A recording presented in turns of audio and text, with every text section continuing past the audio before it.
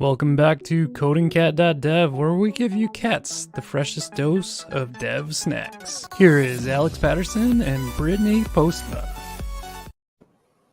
Okay, so I pushed the video and my screen froze. I had no idea when it was going off. So welcome back, everyone, to the Coding Cat Dev podcast. I hope that video played for everybody. It played and froze everything for me. So here we are. Alex is off watching a football game, which how dare he leave and go watch a football game. But I have the amazing Clark Sell with me today to talk about how to create a conference and maybe even dive a little deeper into that and how communities are created and affected by things that are going on. How are you today, Clark? I'm doing great. And I saw the very euphoric opening. I love the music. It usually like makes me bounce and like gets me all excited. And I was just like, why are you frozen? Yeah, I was jamming. Yeah, okay, well, good. Hopefully it went well for everyone. But so glad to have you today. Do you want to tell us just a little about yourself, how you got into that community and that conference and how all this started? Yeah, so Clark Sell, father, husband, live in the Midwest. Started that conference 13 years ago. Historically trained software engineer, loves Svelte, built all of that stuff in Svelte. What else? Half old. I don't know. That's enough for me because you said love Svelte. I mean, yeah. You're in. We're actually doing a rewrite of Coding Cat Dev right now in SvelteKit too, so I'm excited about that. Yeah, I've yet to work on the V1 final. But you have your site in SvelteKit already. You just haven't updated and everything yet. Yeah. I've been through all of the upgrades, from Svelte to SvelteKit to, it's been a 3 year. That's 3 years. Yeah, it's almost 3 years old at this point. So something, a little over. NPM update has happened many times. Yeah, and it's been a slog, but it's been good. I mean, we've been going through all of the changes and making sure that everything gets updated. And there was the big one earlier this summer. I know that one caused a big stir, but it was one of two that really punched me in the gut. But they were good. Like I don't have any disagreements with what happened. It's just yeah. Exactly. It was just rough. But we're finally there. So hey Anthony, how's it going? Good to see you. This is why I test in production. I'm sorry? That's why I test in production. So I make sure everything is fine. You just ship your code and just hope it works, right? That's right. All right. Well, like I said, we're here to talk about like starting a conference, starting a community, and how all of that works. So how did you get into this? How did this all start for you? I guess kind of backwards. I didn't set out to be a conference organizer or an event organizer by any stretch. Back then, earlier version of me, I was doing a lot of speaking in user groups and just trying to help, right? Mm-hmm. And I was a little miffed with how, I don't want to say that our kind of local upper Midwest community was broken, but I had been to enough other regions where like there was a pretty tight-knit group of folks who were helping one another out. And, I live outside Chicago. So geographically you have Chicago, Milwaukee, Madison, like all these big cities. And then you have all these tech stacks, Ruby and .NET and whatever. And nobody was really playing with one another. And I just was like, well, that's just stupid. So let's, how do we get everybody to get together and just help one another and create exposure for kids and spouses and all that. And let's find a fun place to do it. So, and yes, St. Louis, it's there. Yeah. It's in the Midwest. It's Midwest. And so we set out to start a conference. We set out to get everybody together, and quickly that became, well, now you have to sign a contract, right? And then you're like, oh shit, I got to sign a contract. So then you create a company because you're like, oh, the company that'll save everything, right? That'll keep me safe, which is all horseshit. So, so then we had an event, and it kind of grew over time. And the mission then, and is still is today, is how do you have a family friendly event that meets a polyglot set of individuals who want to help one another grow, and you have a community, right? And I look at the event as a family reunion. So this is when we get together in person and we get to do things, and when we're online, we get to do things that are online, but the two shouldn't really be confused. And so over the years, we've just tried to curate the community and build it up, and it's ebb and flowed. And the pandemic was not great for anybody.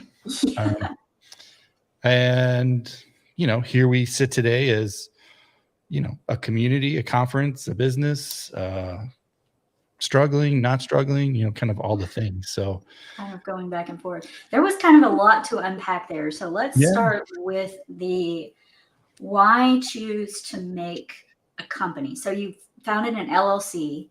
Nope. Because that would have been smart. So we ended up creating a corporation. So a C corp, because I'm not sure. We thought that it would have more personal safety, if you will. Okay. Yeah. I looked into this a little bit, like back when I was doing freelancing and wanting to start my own business. And that was horrible advice. So we have a corporation. We got our not-for-profit status, another kind of disaster in the making, which should have never really happened, but did. Maybe saved us, maybe not.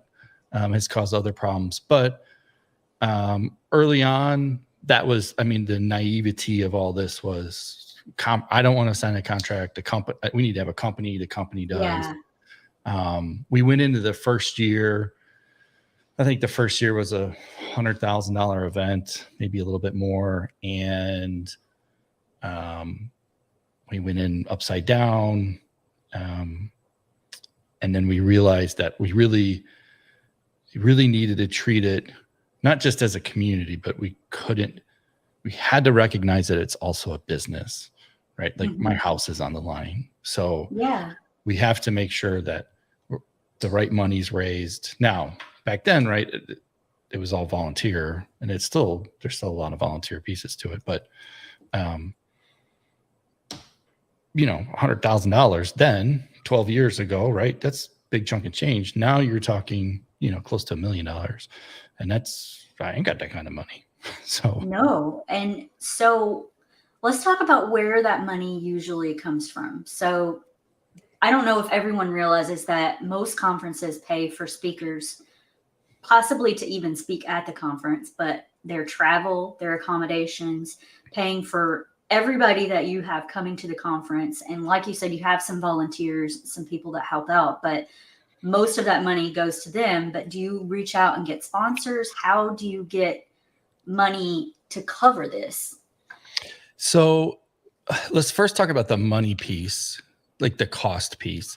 And to frame it, I would say that we're in the middle, right? If you have user groups and kind of code camps on one spectrum, and then you have big for-profit multi-million-dollar shows like a Microsoft or an AWS, they're in the other spectrum, and we're clearly in the middle of that, right? Yeah.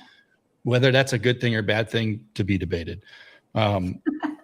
So the money aspect, I say we're in the middle because typically somebody like us has some kind of contract with a resort or some large facility. So now you're in the, call it big adult pants of multi-year contracts and legalities around how you use food, who serves it, those types of things. So when you break down when we break down the costs, we kind of break them down into a few different areas. We talk about things like your fixed cost per ticket. So I can take food and I can kind of adjust that dial. But what people don't realize is you're at a resort, so that's like $50 a plate. Yeah, it's absurd, but that's what it is. And you have resort taxes on top of that, or service fees, and then you have a huge staff in the back who's trying to pump out 1,000 dishes, whatever. So you have that kind of fixed stuff, a t-shirt. Then you have some that's a little bit more variable, I guess, because you can kind of dial that around. Then you have some fixed stuff like a t-shirt, your production costs. Those, let's say if production costs are $30,000 for the event, once you've covered that 30 grand, you don't have to continue to pay for it like you would food. Obviously speakers, there's some costs. We don't cover the entirety of that.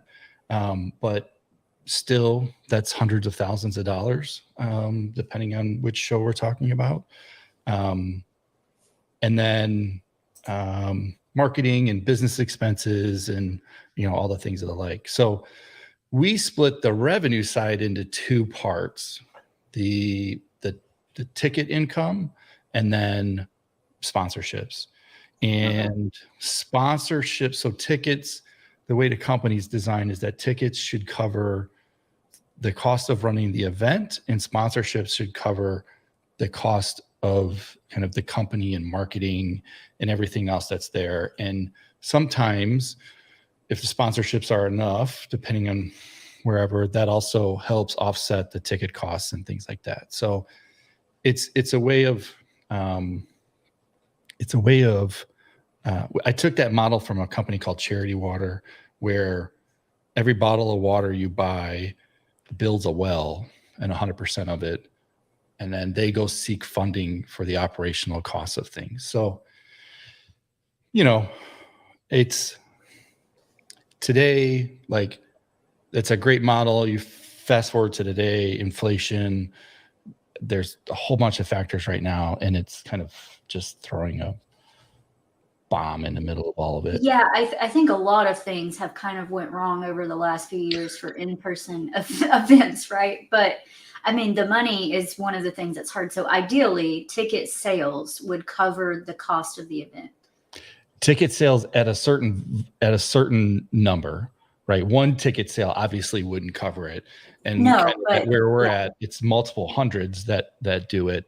And then as you have more, you can do more. And then at the same token, sponsorships you need, and there's their costs and printing costs and all kinds of other shit on top of that.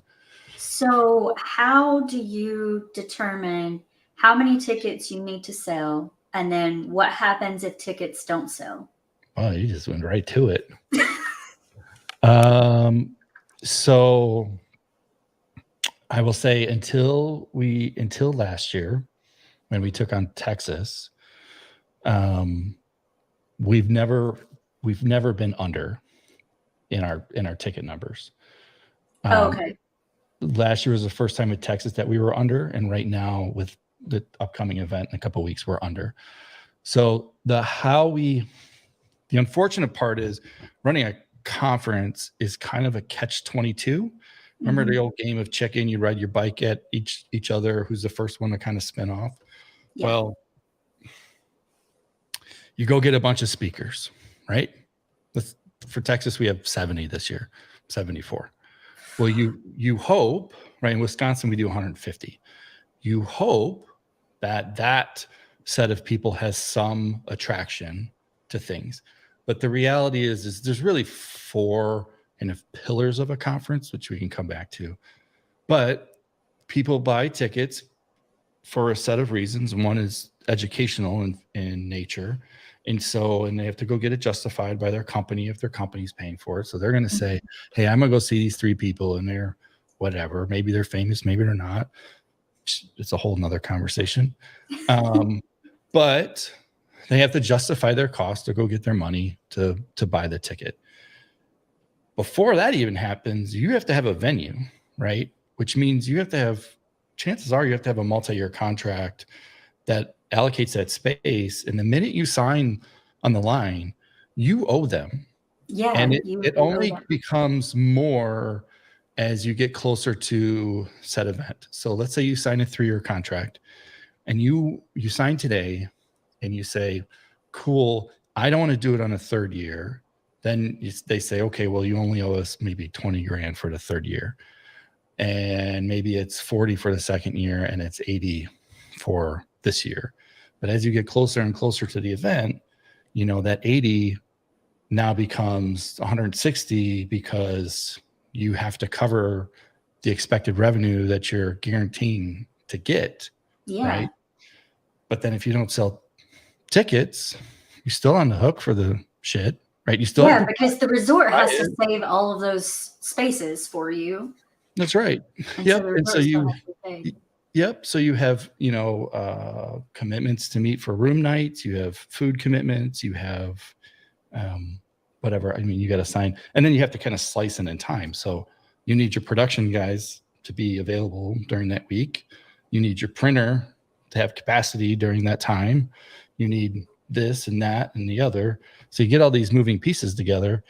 And, you know, Carrie, my business partner, you know, we sit down and we have a lot of past data, so it's a little easier now. But you say, okay, well, if shirts are going to be this and food's going to be this and this, you know, what does it look like in the magic spreadsheet of budget? And, you know, how many tickets would it take to become net positive, and what's our run rate of this? I mean, business shit, right? How do you balance a budget and all the things that go along with it? The problem is there's just lots of zeros, right? We're not, you know, a $20,000 code camp and a $800,000 event are not the same in any stretch of the imagination. So yeah, it's a lot of moving pieces and things that have to be aligned and paid for up front. And so even if tickets don't sell, like, you don't know that ahead of time. So you're on the hook for lots of things there. And you don't get to do the event without paying for it. Yeah. So you pay before you get on site. So whether you have it or not, you're going to pay for it one way or another. Yeah, absolutely. So let's dig into what you think has happened. And I mean, we all know, like, COVID happened. That probably affected a lot of, like, in-person things. How did that affect those conferences? And do you think that's still what's happening, or what is going on with, like, ticket sales still being down? Somebody in the chat said it was great for virtual communities. It's interesting because I think it was great for virtual communities for like a hot minute, and then everybody got fatigued and they're like dying.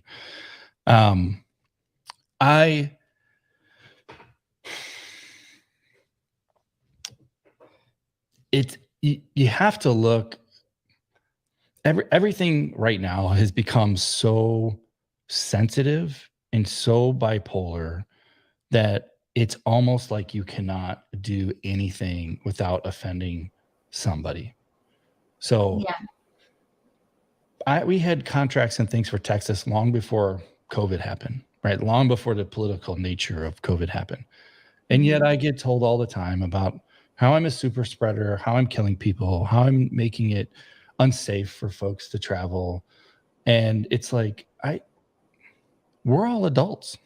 Right. I don't know at what point did you think that we somehow as humans have switched to this very radical set of thinking, right? So I think about so then we take this and we look at it by industry, right? Because I have to step back and say, is what we're doing still right? Yeah. Is what we're doing still valued? So you step back by industry, and there's two industries that seem to lag behind everybody else, which is healthcare and tech. And then you have to take tech and you have to divide it in, I don't want to say in half, but we'll say West Coast, Central, and maybe East Coast. And it's really, really clear. And I'm not trying to offend anybody by this. It's just what I've seen is that the West Coast is a little bit more sensitive, if you will, to travel and that than maybe the people in the central region and central heartland, whatever you want to call Mhm. of America, flyover states, Rust Belt, I don't know. And so I have people who are like, can't wait to get together. And then I have people that are like, haven't left their house, literally have told me they have yet to leave their house because they're afraid that there's bodies outside. And I'm like, you gotta go outside. Like, this is not healthy. So you're dealing with this hypersensitive kind of just state of the world. And so pandemic comes, right? It creates that. And then the online thing kind of blows up. Yeah. And now we have relationships that have been formed online, which are good. Like you and I have met as a result online, but we have yet to meet in real life. Yeah. And it's different, right? What you do in real life and what you can do online shouldn't be seen as the same. And a lot of people they believe that now that they're working from home and they're isolating a little bit more, that they don't need any of this stuff. And for some that may be true, but what I'm seeing more is like more depression, more like not deep relationships, just very surface level stuff. So when we really get into the shit and we're like, hey, how's it going? They're like, my life's a wreck. And it's like, great. Can you just like get out, go see people, right? Now, you see like all the online stuff going, but now everybody has fatigue. So now nobody wants to go online, right? And I'm painting broad strokes, of course, but that's an issue, right? Online, I'm a full believer of find your tribe, set of tribes, find where they're at, and then be there and be present, both online and in person. I can't make that conference in person be what that conference is online. The two things are completely different. We've never tried to make them pixel parity because it doesn't work. Yeah. My belief. So, okay, cool. So then Twitter happens, right? Twitter being Elon Musk. So now you have all of this. It's on fire again. And again, I have a lot of things to say about social media. It could burn to the ground. I don't care. Something else would start. But here's what happened.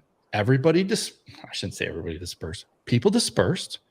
We already had smaller communities like little Discord things and Slack things and this and that. And then Elon comes in and everybody goes, oh, well, Mastodon's the thing or this, right? Okay, great. I couldn't figure out why Mastodon did not work for me until a couple of weeks ago. Somebody goes, it's the HOA of social media. And I was like, oh shit, you're right.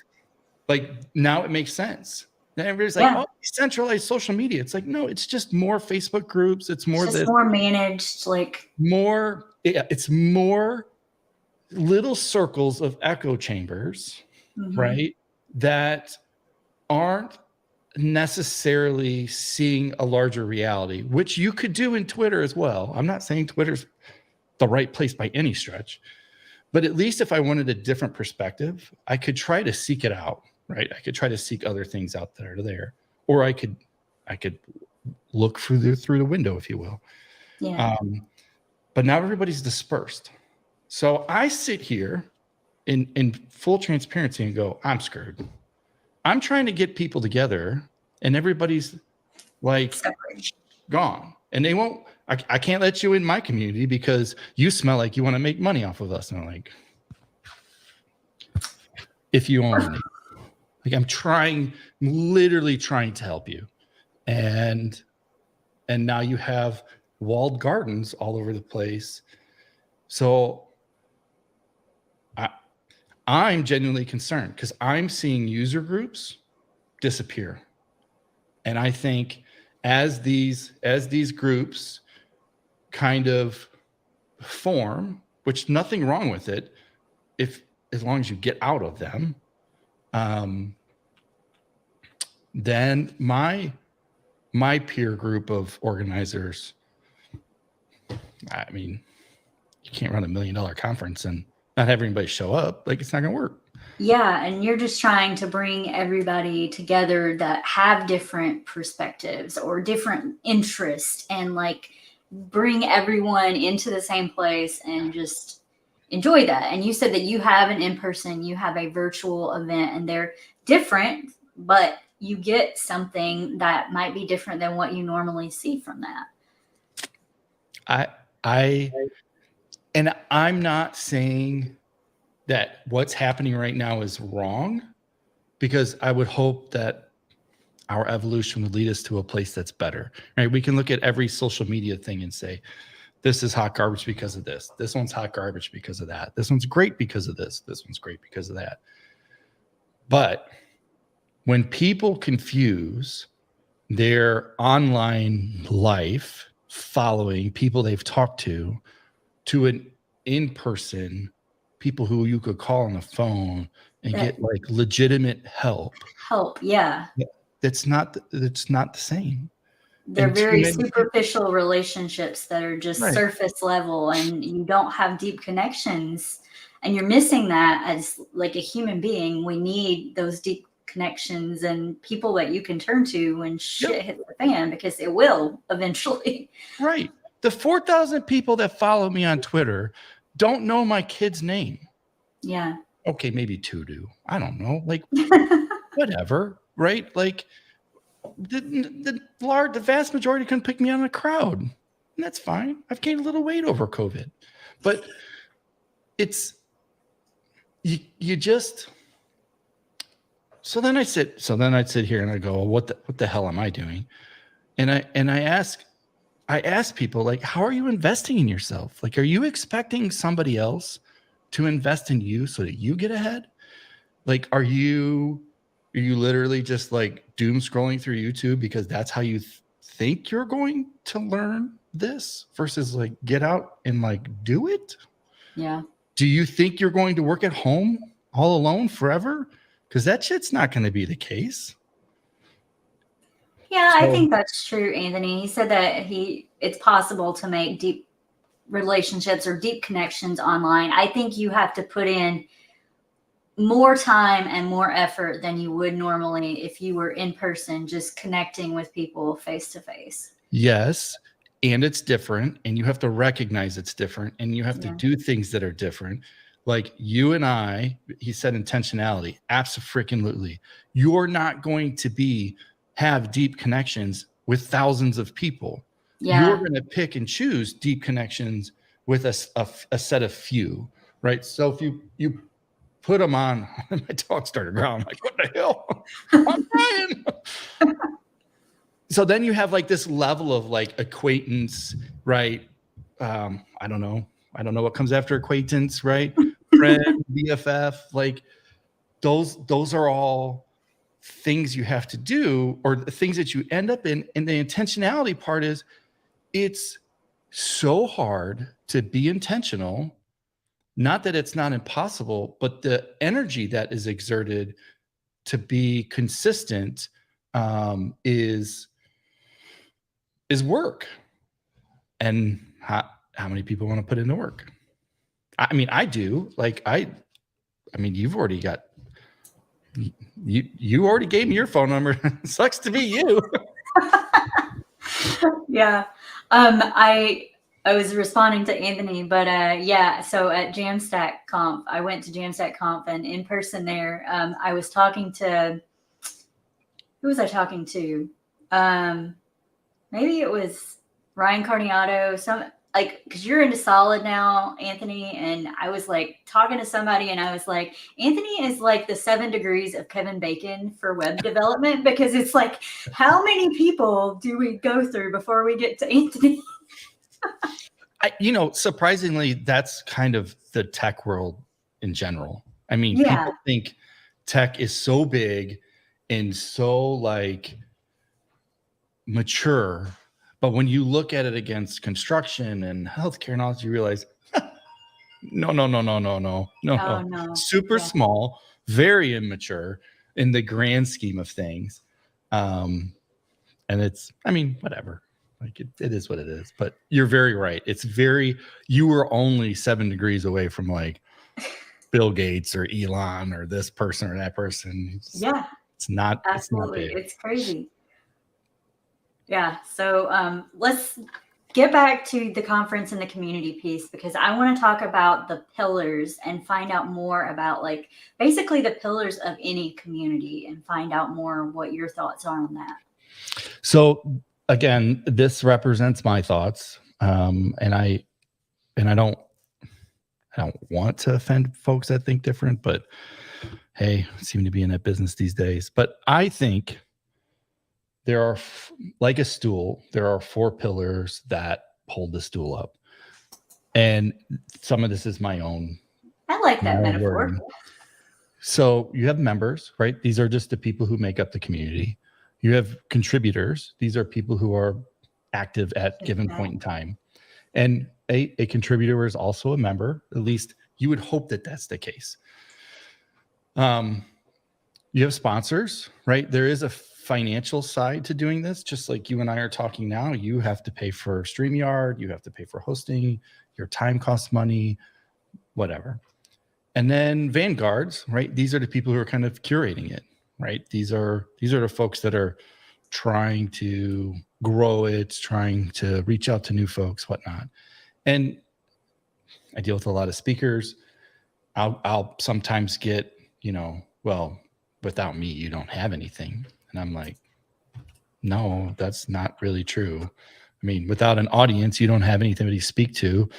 Without a venue or a place, you don't have a format. Like all these things, they're all intertwined.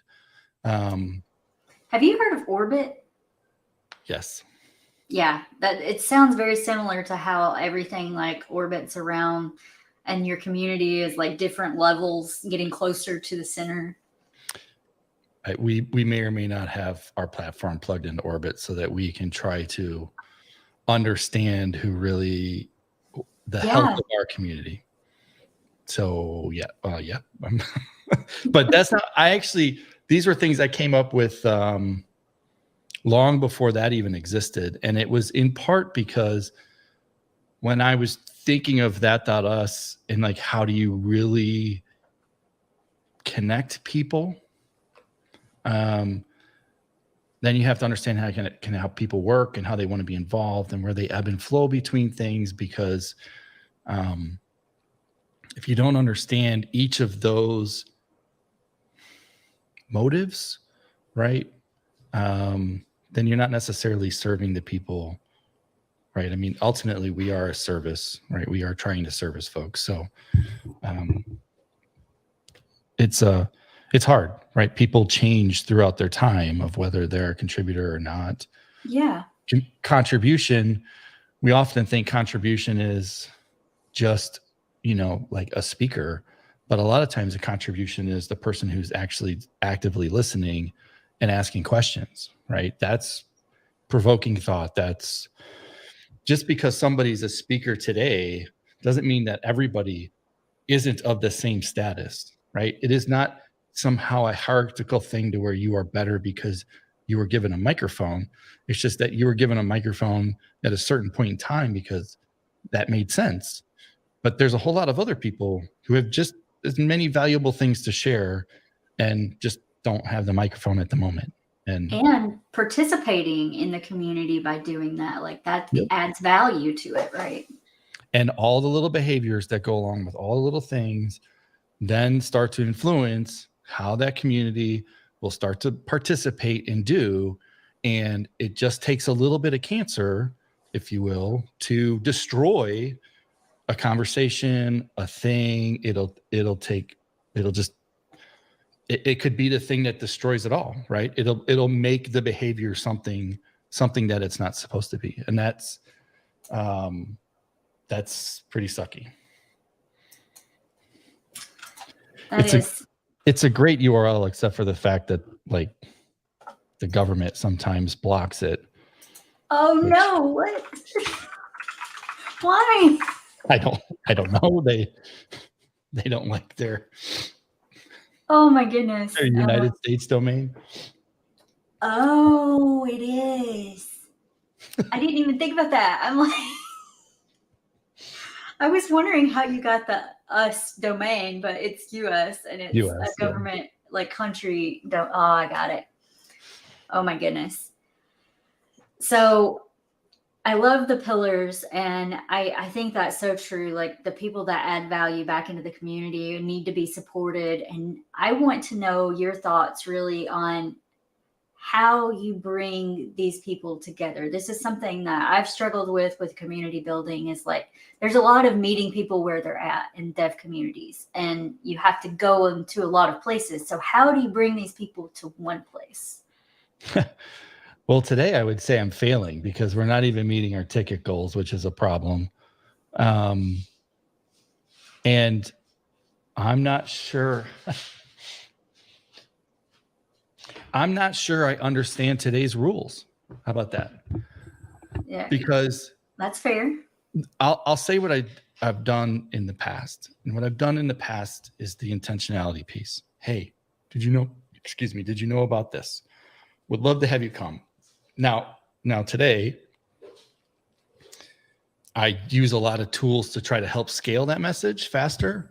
So looking for certain people or certain types of people to get involved, a lot of LinkedIn, a lot of sliding into DMs, a lot of phone calls, a lot of asking somebody like you, who do you think should be here or need something? And there's a lot of office hours. There's a lot of phone calls, text messages. I mean, it's a lot of like marketing and like basically cold calling people and trying to get people involved and like get them to where you're at. Yep. Basically, I mean that's like running a podcast too. Like we have to reach out and get guests, and yep, it's just on a larger scale. Yeah, I mean, when the pandemic came, it created this window for us to focus energy on what did we want to do between the conferences. I felt like we were failing the community because it's 4 days, right? Great, but you need support 365 days, right? The 4 days is great. We're going to hug, we're going to talk, and then I'm going to remember that you did something with Svelte and that Clark did, and maybe I could get both of you on a virtual call because I could learn from your mistakes. Yeah. And that's really how that.us was born, was to say, could we take meetup.com, Zoom, Stack Overflow, this notion of open spaces, and Slack, and could we just like a thread through them? So somebody says, hey, I want to upgrade to Svelte V1. Cool. Well, I'd be the first one to jump on that call and say, what can I share? I don't want you to go through what I've gone through, or I don't want to go through what you've gone through, right? And that's, now we're video first online, but we're video first in the way that like you and I are talking, right? It's not meant to be like, let's sling slides. It's like, let's sling context and talk about real shit, because I don't need the quick gamified answer so you get points on Stack Overflow. I need I got to do it this way because that's where our authentication system is. Like there's reasons for that stuff.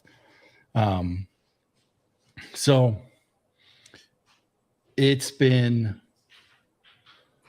hard. I think that's maybe something that a lot of people don't realize too about that conference and that.us, is that it's more than just a conference. Like, I don't know if anyone in the audience, anyone listening has went and checked out that.us and like sign up for it and go in there and look at it. Like, there's lots of interactions and things that you can do. And and I'm at fault for that, right? That's a marketing thing, right? And we have 2 events. They're the things that are allowing us to do the online thing, right? Which takes patience, of which I don't know that I have the best of, but right, that window closed. We got it functionally working. That's the same platform that we run our in-person events with. And it's a balance between, hey, I got to sell sponsorships, I got to sell tickets, I got to do this, I got business to run, I got kids to feed. But I mean, your online keeps upgrading and causing me these week-long like upgrade processes, just standard run-of-the-mill stuff. Your online model sounds like what everyone wants, though. Like, it's just no one is going to it like they should be. And like, that's where we need to get people to, is to like interact with this thing and realize that Discord is great, but this brings like Discord in with all those other services you just listed and allows you to do so much more with it. Yeah. I mean, I would say we're at the beginning stages of all that, but yeah, there's a lot of, I don't know if you ever saw the thing on LinkedIn where there was a meme of it was like a support office, like IT support office. And it was a picture of a Range Rover or something. And somebody came in for support, and then he walked around the Range Rover, and there's a tech guy putting shit into the database.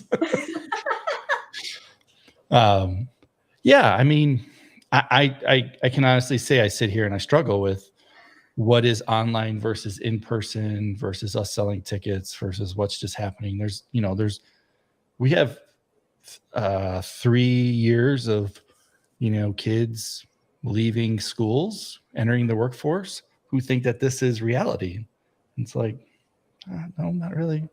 It's going to be a hard lesson learned for them, right? Yeah, because, in some places the pendulum has swung so far for corporate America that they're like, oh, well, we hired too many dudes, so let's hire all women.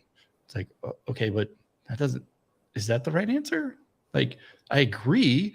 That's a problem that needs to get fixed. It's needed to get fixed for decades, but you can't just arbitrarily say, we're just going to hire all women. Like, okay.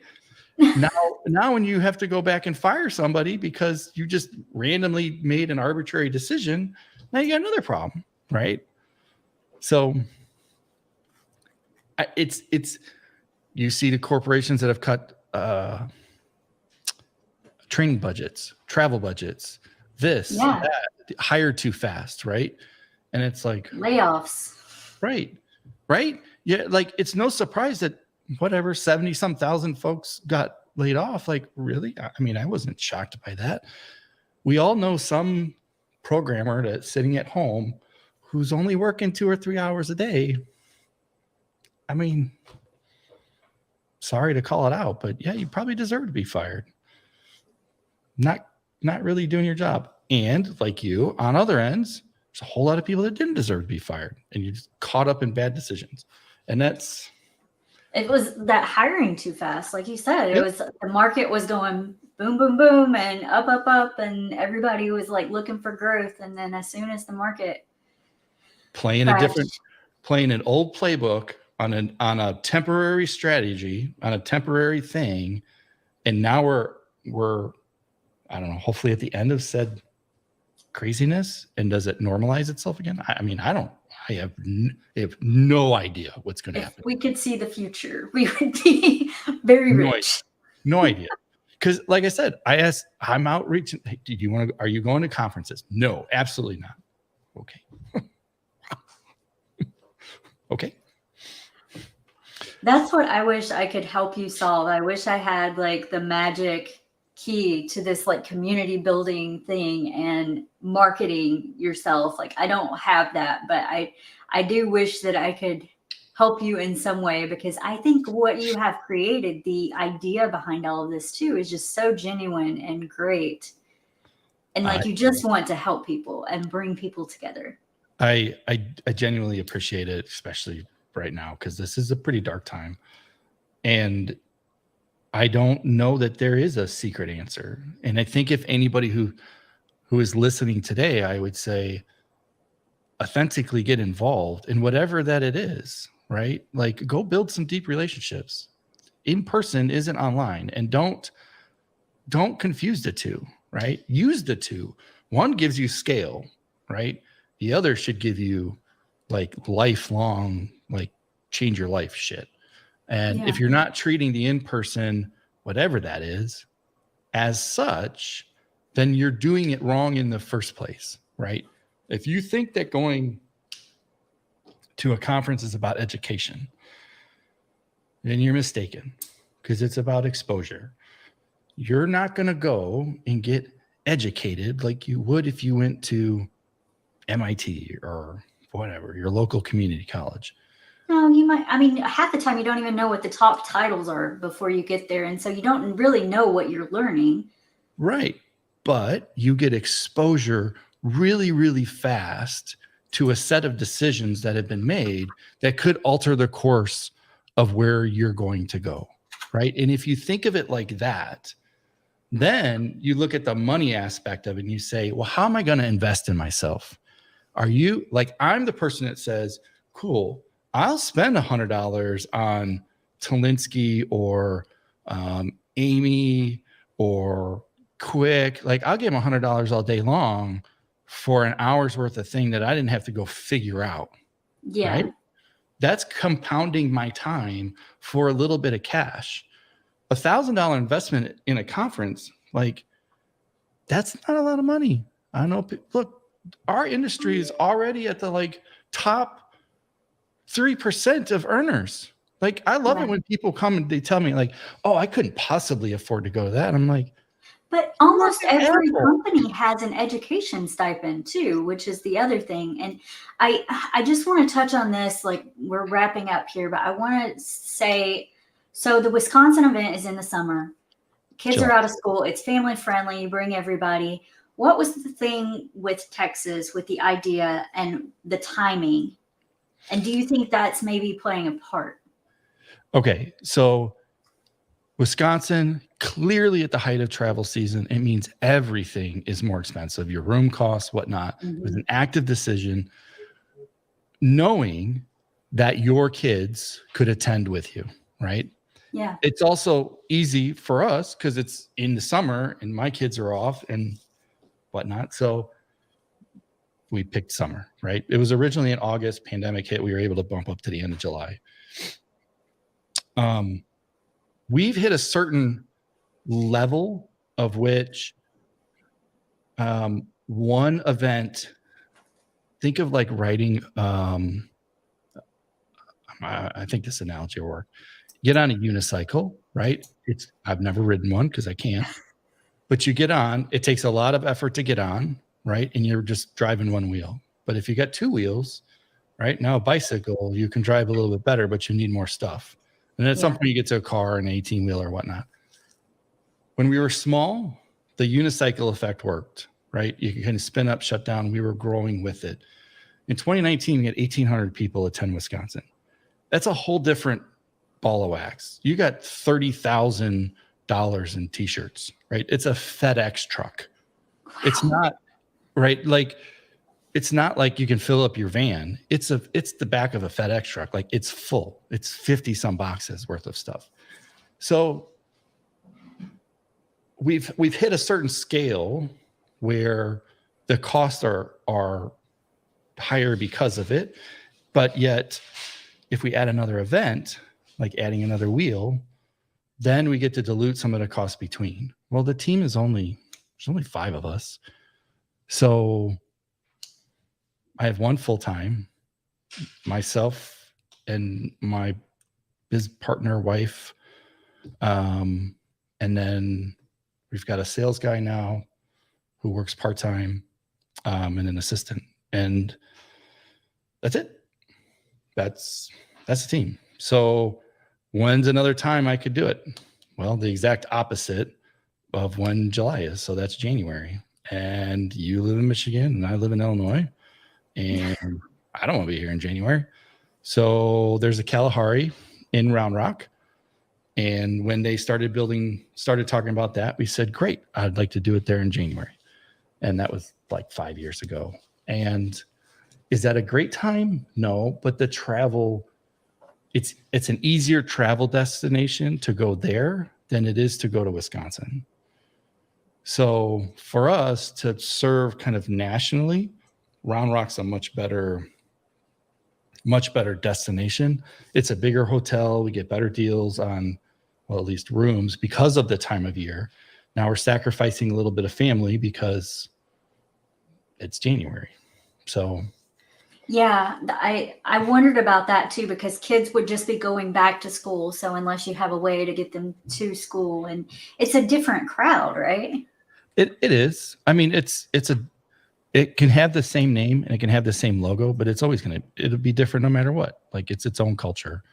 And there's not a time where I could do it as easily in the summer to have kids. Like, Yeah. I'm going to do it over Christmas. Like, that's grounds for divorce.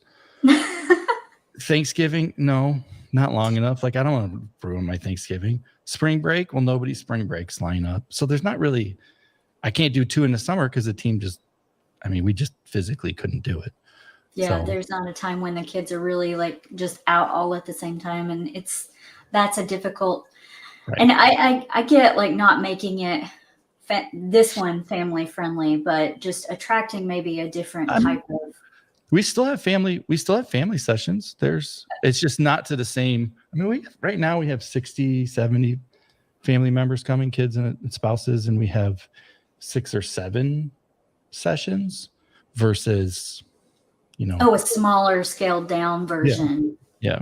So, we have to grow into it, but right now we have a kind of a cost problem of it has to become it's underwater right now. Like, Yeah. I'm funding it. Like that's not a recipe for longevity, if you will. Yeah.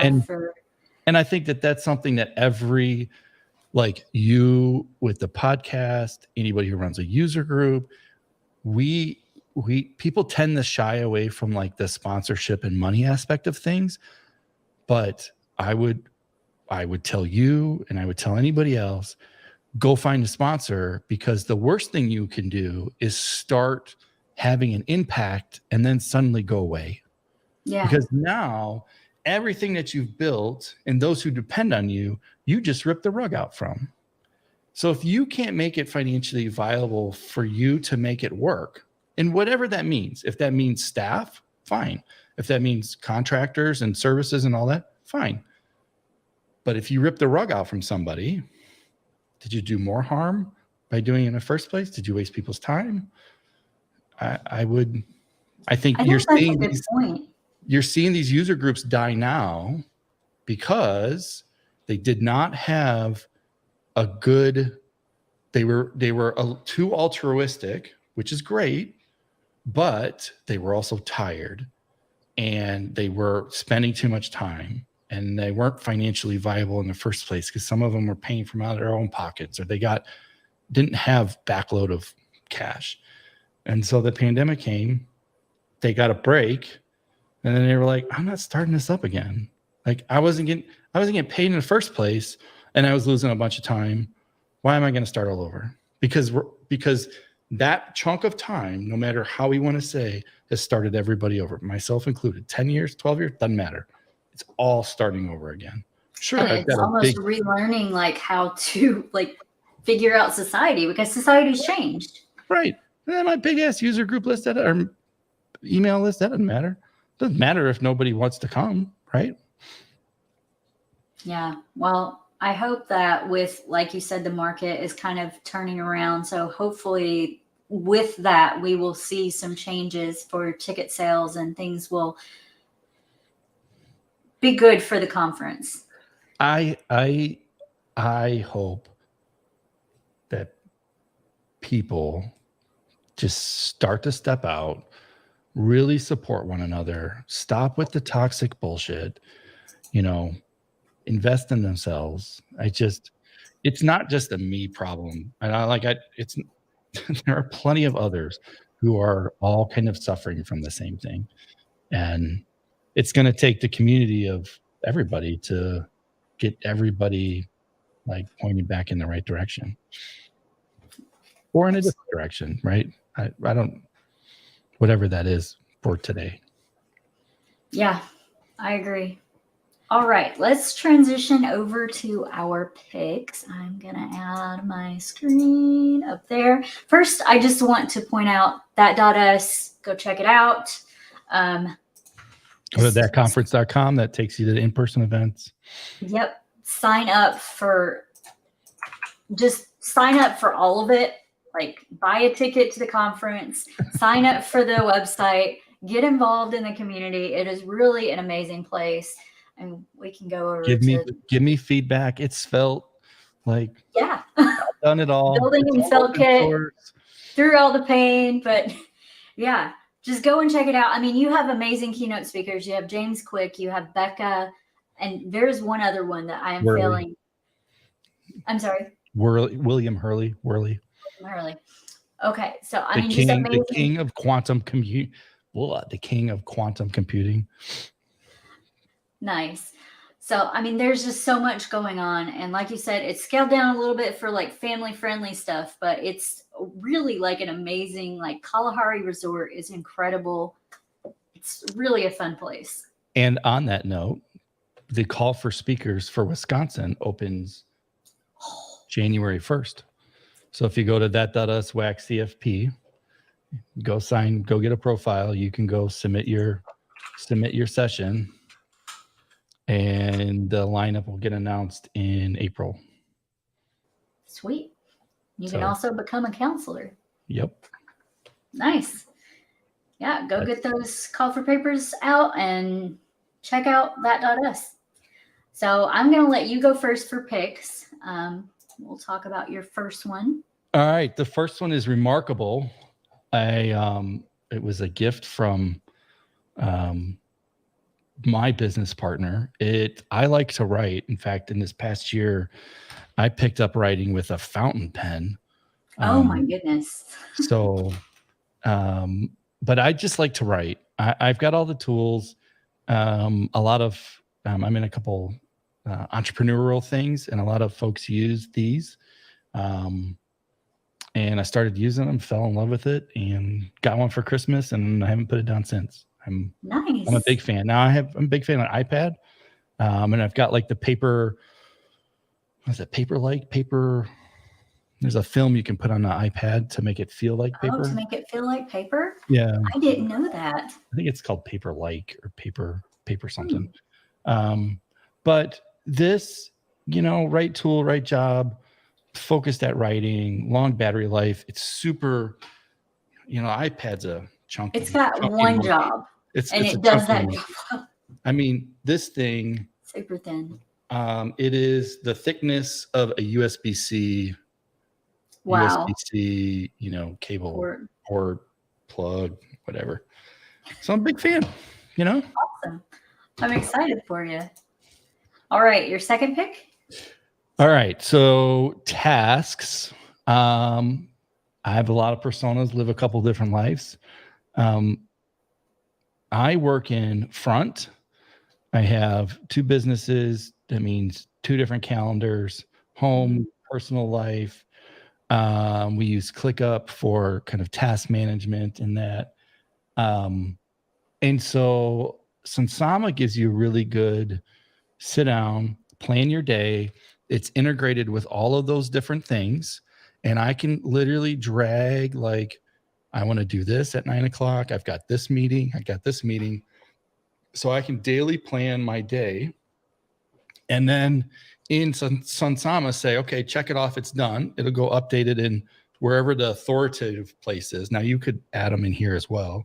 But I typically keep, business stuff and then, personal stuff in like Todoist or in Sunsama.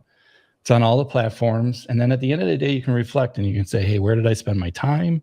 Because you can put like planned an hour, actual 9 hours. And it'll bump things forward so you can plan your week out. So it's a really, really good tool.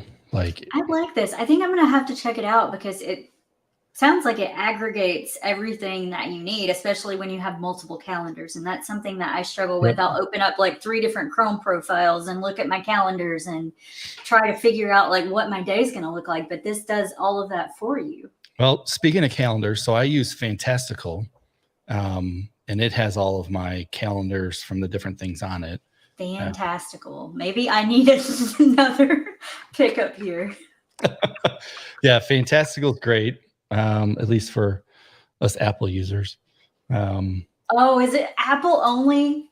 I'm not sure. I will have to see. Is it an app for your phone? It's more of a service. Okay. It might be an Apple only thing. App. I mean, it is an app on the Apple Store, but I'm not seeing like a website or. But it is. Bits.com, is that? Yep. Okay. So I have all my calendars plugged into that. I use that. I have. It is Apple only, which rules me out. I have a Samsung phone and a Windows PC, so You'll have to find the equivalent of that, but it is nice to have a calendar that looks at all the calendars. And the reason I fell on Fantastical was because, a lot of people use like Calendarly. My problem is I have different domains for the different businesses, whatnot, but my life is one. So Fantastical will give you the Calendarly like thing. I can do it 2 ways. I could give you a link and you could pick out time on my calendar. And I have different links. So I can say, if I want you to meet with me for unspecified, cool, I could give you an unspecified link. And that can have one set of openings. But what it does is it looks across all of my calendars to see if any of the other calendars are blocking that one. Or nice. I could give you the inverse and I could propose some times to you. And then you could pick out which one works for you. So, but again, I go to Sunsama in the morning. I do my planning. I grab that stuff off my calendars. I grab my tasks from whatever I'm working on, GitHub, ClickUp, whatnot, jam it all in there. Try to see if I'm productive. And this is Fantastical. Yep. So you wanted to check that out. All right. We've got a couple of books. So 2 books. I just finished reading Make Time. It has led me to things like I now no longer have anything on my home screen. There's no email. There's no distractions. It's really just about refocusing your time and how to make better usage of your time. And it was a quick read. I feel like there's a theme here. There is a little bit of a theme here.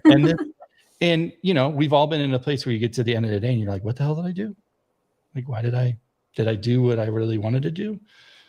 So if you go to the next one, this will take you like 45 minutes to read, 100 quotes that'll save your life or change your life. And it's just deep thinking, right? Big text. Like, it's just great. It's well worth whatever it is, $14. I don't know. Yeah, that's awesome. I'm going to have to check all those out. All right. So my picks, I picked Minecraft because we started playing probably 2 or 3 weeks ago with our kids. And now I am just addicted to it. Like, my kids love it just to like build and do things. And that's apparently what I like to do too. I will just build houses for hours. It gets kind of my creative side out. But I'm kind of scared of the deep, dark caves and all the monsters that come out of here. But it's been fun playing with the kids. My kids as teenagers they'll still get on and play Minecraft. Yeah, it's crazy. Like, it's the most popular game in the world, I think. Is it? Yeah. I mean, it's played by the most people. All right. And my last pick is skeleton.dev. And this is something that really excites me. We did a Spelt Siren stream with Chris from Skeleton and talked about like how it started, what it is. And basically it's a component library, but it's focused on Spelt. and it's built off of Tailwind. So it starts with your Tailwind base, and then you have your Svelte components that are all like built in Svelte, so I can just drop them in, which is really nice. And we also have utilities that use Svelte actions that allow you to like easily do things like light and dark mode switch or local storage stores, like really simply. There's so much stuff in here that I just redid the Siren site. I finished it today and put the PR up on adding skeleton in. And I think we're going to use this on the rewrite of codingcat.dev too. We use Tailwind, and I've been a pretty big fan of it. Yeah. I didn't think about it in the way you just said it, which I don't know, you triggered something for me, which meant, okay, I get it a little bit more now. And I'm going to, have you used ChatGPT? I've once, and I've heard things. So I was like, let's see. Make me a Svelte kit site that uses Tailwind and makes a landing page, or it was something like that. What did it do? It did it. What? And I was like, hell no. So, but then I was like, okay, I've been in this game for a while. Who's better? And of course, it was rudimentary, like create a component, import that component, do the thing. But what I found really interesting was how it used Tailwind, which was exactly opposite of what I did. And it really leveraged like CSS variables inside of Svelte and then getting them to Tailwind. And I was like, that's a really interesting idea. Like I never really thought about it that way. And I'm like, damn it, AI. One of my qualms with Tailwind, I love Tailwind, and it gives you a very good baseline, but it's not the full design system. It's just those tokens basically that you need to build your components with, the building blocks that you need. And if you don't build the actual components themselves, like that's what Skeleton gives you, is it gives you a button, it gives you a card, it gives you some of the pieces like put together that you need to actually like, keep your system. And I've built all of my own. Can I share my screen? Yeah, absolutely. The last thing I wanted to show on this too is they have this really cool theme generator, and then you can switch your themes with this thing. But like the Seafoam is based on the Sirens theme too. But you can go in there and customize everything. Yeah, I can stop sharing and then you can present and I will throw yours up. It's called Present in StreamYard now. They decided to change the share button to present. So it's easy. It wants to take your whole screen, huh? It let me pick a window, but it did? Yeah. Okay. There were 2 tabs at the top. Okay. Because that's better. Because I'm on a 49-inch monitor, so I share that and somebody's gonna go you don't want to do your whole screen. What in the hell? Window here. So this was my, if I make this, let's see. There we go. Yeah. Okay, so I said, write a Svelte component that displays a custom NAT chart. Right? Okay, I was like, I want to see how this goes. Like, yeah. So here it goes and makes some grids, whatnot, in a style. Oh, it made a bootstrap. It made a 12-column grid for you. Yeah. And then look at this. Oh, let's use variables. We'll plug in Tailwind. Yeah. I was like, okay, let's come down here. Oh, look. That's for each task. Give it a class. Okay. All right. I'm like, okay. That tells me how to do it. Then here's the.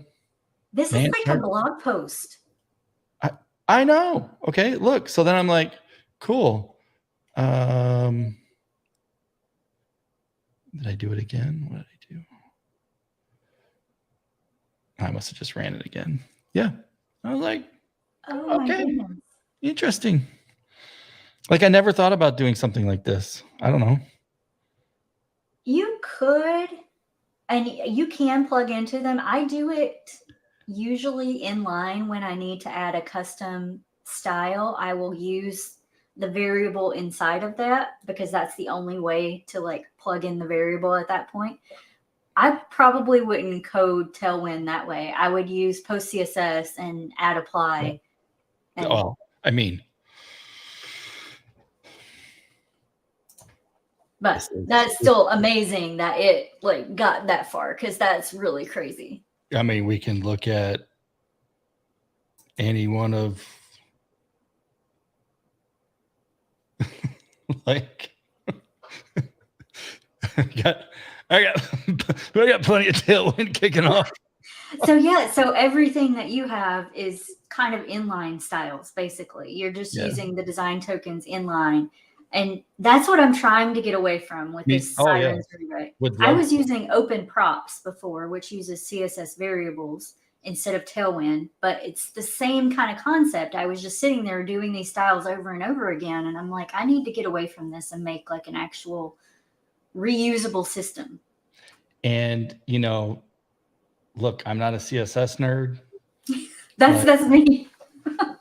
Like it works, and I just ran with it, and I kept running and made components, and we refactor where we need to refactor, and that's the way you come to these realizations, and you get to it when you get to it, or you don't, and it works and it looks great. You know what it does that most don't? You ready?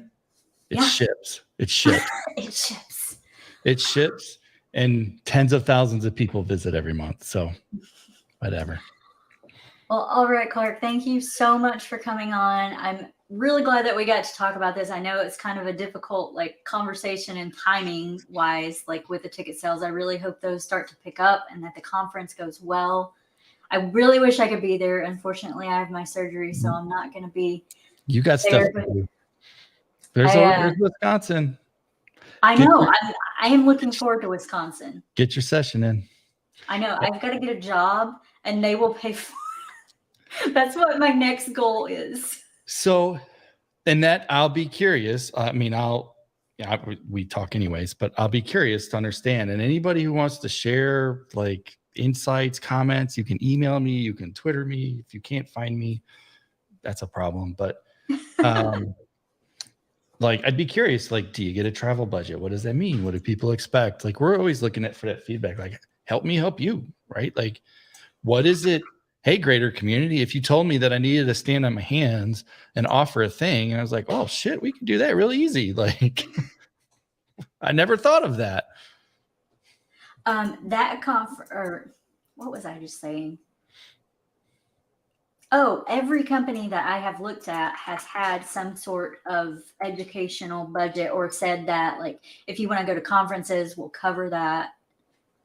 So I don't think that's an issue, but I don't know if I'm just looking at good companies. I'm sharing the links for Twitter for you and that conference. And that's why I said that conference. I can't do two things at once. Don't ask me to multitask. No, yeah, we're for that conference, I don't know that we're not that conference anywhere. And then for me, I'm just the Clarksell or the Clarksell.